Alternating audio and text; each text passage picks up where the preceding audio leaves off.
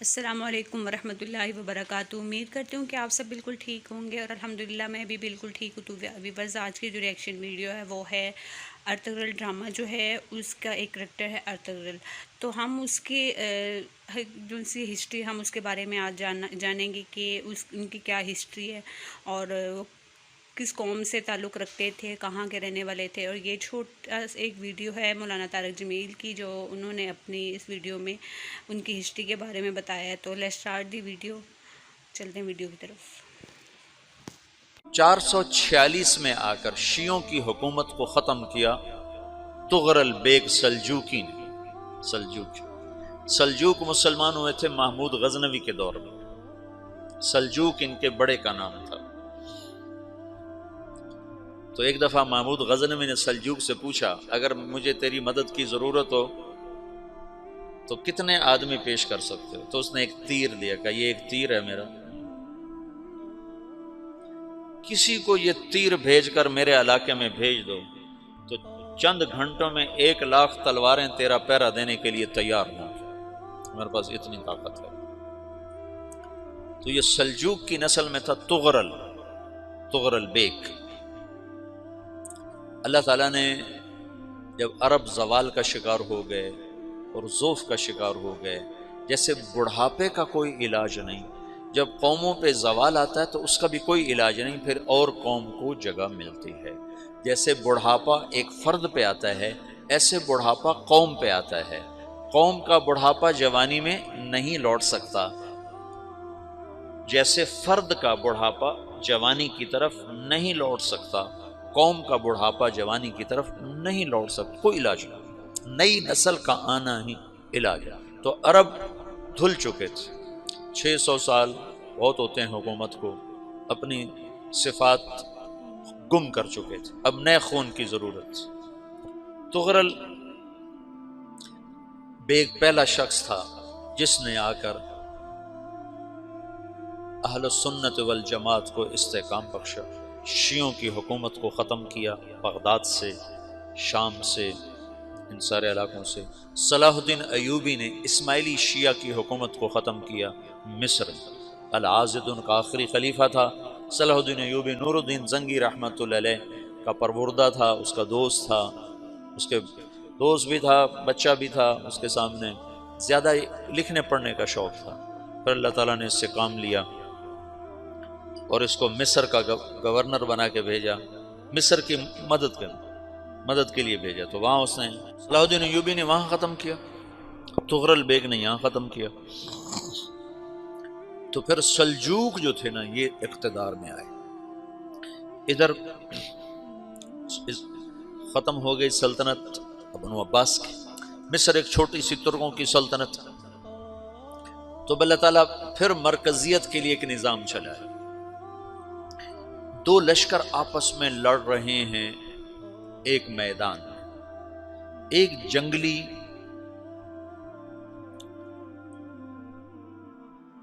بدوؤں کا قافلہ، جنگل کے لوگ اپنے قبیلے کو لے کر، ایک جنگلی قبیلہ اپنے سردار کے ساتھ نقل مکانی کر رہا ہے ایک جگہ سے دوسری جگہ۔ اللہ کا نظام کہ یہ لوگ چلتے چلتے چلتے اس وادی میں پہنچ گئے جہاں جنگ ہو رہی ہے، دو لشکر آپس میں لڑ رہے ہیں۔ جب یہ وہاں پہنچتے ہیں تو ایک لشکر کے قدم اکھڑ رہے ہیں اور دوسرا غالب آ رہا ہے۔ ان کو نہیں پتا شکست کھانے والے کون ہیں اور فتح پانے والے کون ہیں، ان کو نہیں پتا۔ اس جنگلی قبیلے کے سردار کا نام بھی طغرل ہے، طغرل۔ تو یہ سردار کہتا ہے جو شکست کھا رہے ہیں ان کی مدد کرو، کچھ پتہ نہیں کون ہے، کہتا جو شکست کھا رہے ہیں ان کی مدد کرو۔ تو 400 وحشی جنگلیوں نے فاتح لشکر کے پیچھے حملہ کر دیا۔ وہ تو ایک کافی ہوتا تھا، 400 دوڑ جب تلواریں پڑیں تو چند لمحوں میں نقشہ بدل گیا، بھاگنے والے جم گئے اور جمنے والے بھاگ پڑے۔ جب جنگ ختم ہوئی تو شکست خوردہ لشکر کے بادشاہ نے ان کو بلایا، اسے پوچھتا ہے مجھے جانتے ہو میں کون ہوں؟ کہا نہیں۔ کہا تو تم نے میری مدد کیوں کی؟ کہا انسانی ہمدردی کی وجہ سے، تمہیں شکست ہو رہی تھی اس لیے تمہاری مدد کی۔ پھر اس نے اپنا تعارف کرایا، میں ہوں سلیمان سلجوقی، ترکی کا بادشاہ۔ مسلمانوں کا لشکر تھا اور تاتاریوں سے شکست کھا رہا تھا، تاتاری فتح پا رہے تھے، مسلمان شکست کھا رہے تھے، تو وہ اللہ کی غیبی مدد بن کر آئے۔ تو وہ اس سے کہتا ہے میرے ساتھ رہنا پسند کرو گے؟ تم نے میرے اوپر احسان کیا ہے، میں اس کا بدلہ دینا چاہتا ہوں، میرے ساتھ رہنا پسند کرو گے؟ کہنے کا کر لوں گا۔ تو اس نے اس کو لے کر ترکی آیا، اور استنبول اس وقت روم کی حکومت میں تھا، اس سے فتح کیا اس تغرل کے آگے چوتھے پانچویں پڑپوتے محمد فاتح نے۔ تو یہ استنبول ہے، یہ ترکی ہے، بیچ میں ایک چھوٹا سمندر ہے، یہاں ایک جاگیر ہے۔ تو سلطان سلیمان کہتا ہے یہ جاگیر تجھے وقف ہے، ادھر سے رومی مجھے تنگ کرتے ہیں حملے کر کر کے، تو میرا دفاع کرتے رہنا، یہ جاگیر تیری۔ یہ اس جاگیر پہ اس نے اپنے قافلے کو آباد کر دیا، اپنے قبیلے کو، اور ایک چھوٹی سی حکومت بنا لی، جو ایک صوبہ سمجھو سلمان سلجوقی کا، وہ ایک چھوٹا سا صوبہ ہے۔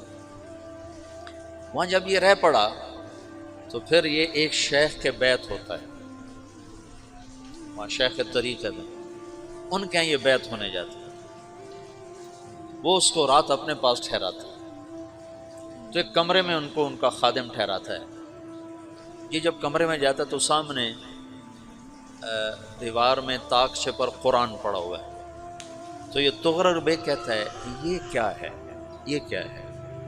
تو وہ خادم کہتا ہے یہ کتاب اللہ ہے، قرآن ہے۔ اچھا، وہ اس کو وہاں چھوڑ کے باہر چلا جاتا ہے۔ وہ دیہاتی آدمی، جنگل کا رہنے والا، پہلی دفعہ زندگی میں قرآن دیکھا، وہ کہتا ہے یہ قرآن ہے، اللہ کی کتاب ہے، میں اللہ کی کتاب کے سامنے سو جاؤں، کتنی بے ادبی ہے۔ تو اس نے ایسے قرآن اٹھایا اور سر پہ رکھ لیا اور کھڑا ہو گیا، ساری رات قرآن سر پہ رکھ کے کھڑا رہا۔ رات کے پچھلے پہر اس کو خواب آیا، کھڑے کھڑے اس نے دیکھا کہ اس کی پشت سے ایک چاند نکلا اور شیخ کی بیٹی کے سینے میں جا کے اتر گیا۔ پھر اس لڑکی کے سینے سے ایک درخت نکلا جو پھیلتے پھیلتے پھیلتے 3 بر اعظم پہ چھا گیا، افریقہ پر، یورپ پر، ایشیا۔ پھر اس کی آنکھ کھل گئی، وہ کھڑا ہوا ہے، تو اس نے صبح یہ خواب اپنے شیخ کو سنایا، تو انہوں نے اپنی بیٹی اس کے نکاح میں دی تھی۔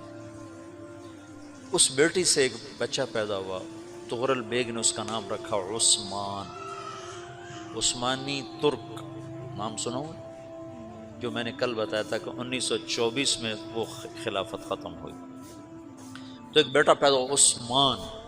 عثمان نے پھر ایک نئی اسلامی حکومت کی بنیاد رکھی جو 1924 تک چلتی رہی، کوئی 800 سال یہ حکومت چلی۔ تو حکومت کا شیرازہ بکھرا لیکن پھر جڑ جاتا تھا، پر وہ قرن اول والا جوڑ کبھی نہ پیدا ہوا، ٹکڑے بن گئے۔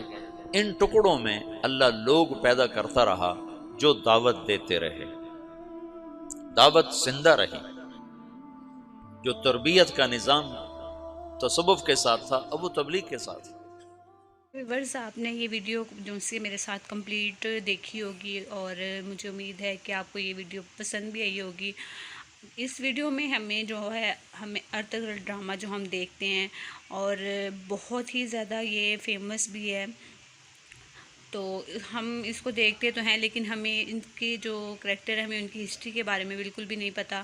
تو ہمیں اس ویڈیو کو دیکھنے کے بعد اپنے جو عظیم سپہ سالار ہیں، عظیم مسلمان سپہ سالار ہیں تاریخ کے، ہمیں ان کی جو سے ہسٹری کے بارے میں پتہ چلا کہ وہ کہاں پر پیدا ہوئے، پھر انہوں نے کون کون سی جنگوں میں حصہ لیا، اور انہوں نے مسلمانوں کے لیے کیا قربانیاں دی، اور آگے ان کی شادی کہاں ہوئی، اور ان کی نسل جو ہے وہ کہاں تک پھیلی۔ ہمیں اس ویڈیو کے ذریعے پتہ چل گیا ہے۔ تو میں امید کرتی ہوں کہ آپ کو جو ہے یہ میری ویڈیو بہت زیادہ پسند آئی ہوگی، اور اگر آپ کو میری ویڈیو پسند آئی ہے تو پلیز آپ نے کمنٹس میں لازمی بتانا ہے، اور میری ویڈیو کو لائک کرنا ہے، شیئر کرنا ہے، میرے چینل کو سبسکرائب کر کے بیل آئیکن کے بٹن کو ضرور پریس کرنا ہے، تاکہ میری جو ہے نئی آنے والی ویڈیو ہے وہ آپ تک پہنچتی رہے۔ اور اس کے ساتھ ہی مجھے دیجیے اجازت، ملتے ہیں ہم نیکسٹ ویڈیو میں، تب تک کے لیے اللہ حافظ۔